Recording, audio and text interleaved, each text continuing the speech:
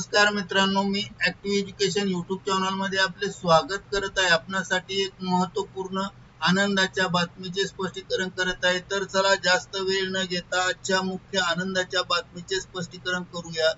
मित्रांनो, आजची मुख्य बातमी आहे आनंदाची मोठी बातमी।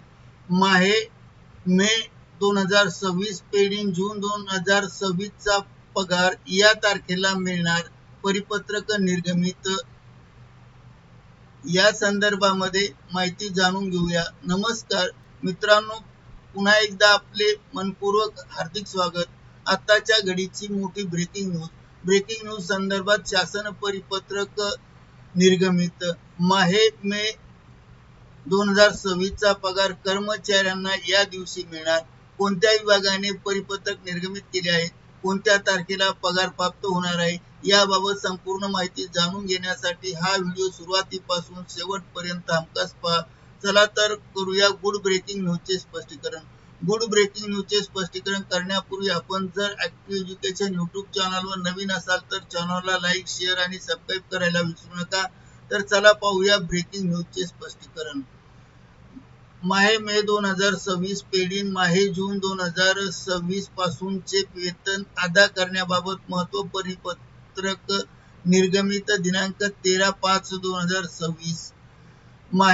मे 2000 पेंडिंग जून 2026 पासूनचे वेतन अदा करण्याबाबत प्राथमिक शिक्षण संचालनालयामार्फत दिनांक 13/5/2026 रोजी महत्त्वपूर्ण शासन परिपत्रक निर्गमित करण्यात आले आहे।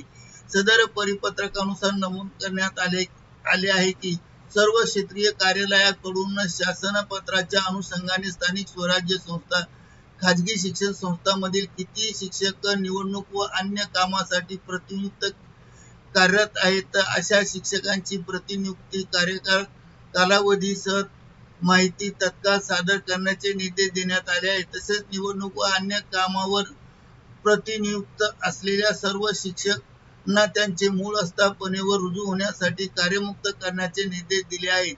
सदर बैठकीतील निर्देशानुसार संबंधित शिक्षकांना स्थानिक स्वराज्य संस्था, खाजगी संस्थांमधील शिक्षक निवडणूक व अन्य कामासाठी प्रतिनियुक्तीत कार्यरत असणाऱ्या मूळ आस्थापनेवर रुजू होण्यासाठी तत्काळ कार्यमुक्त करण्याचे स्थानिक आपल्या स्तरावरून उचित कार्यवाही करण्याचे निर्देश दिले आहेत। त्याचबरोबर सदर सादर करण्यात आलेली माहिती शिक्षकांची प्रतिनियुक्ती शासकीय कार्यालयात असेल तर त्या कार्यालयाच्या प्रमुखाशी संपर्क करून त्यांनी कार्यमुक्त करण्याचे निर्देश सूचित करण्यात आले आहेत व सर्व संबंधितांना कार्यमुक्त केल्याच्या आदेशानंतर शिक्षक मूळ आस्थापनेवर रुजू झाले नाही तर त्या शिक्षकांचे 2026 पेंडिंग जून 2026 पासूनचे वेतन अदा होणार नाही, याबाबत निर्देश देण्यात आले आहेत। संबंधित या संदर्भातील शासन निर्णय हा निर्गमित झाला असून या शासन निर्णयाप्रमाणे ही कार्यवाही होणार आहे आणि अशा शिक्षकांना पगार प्राप्त होणार नाही। करिता ऍक्टिव्ह एज्युकेशन यूट्यूब चॅनलने आपल्या माहितीस्तव हा व्हिडिओ व्हायरल केला आहे। मित्रांनो, आपणास आवडल्यास लाईक, शेअर आणि सबस्क्राईब करायला विसरू नका। धन्यवाद। Thank you very much.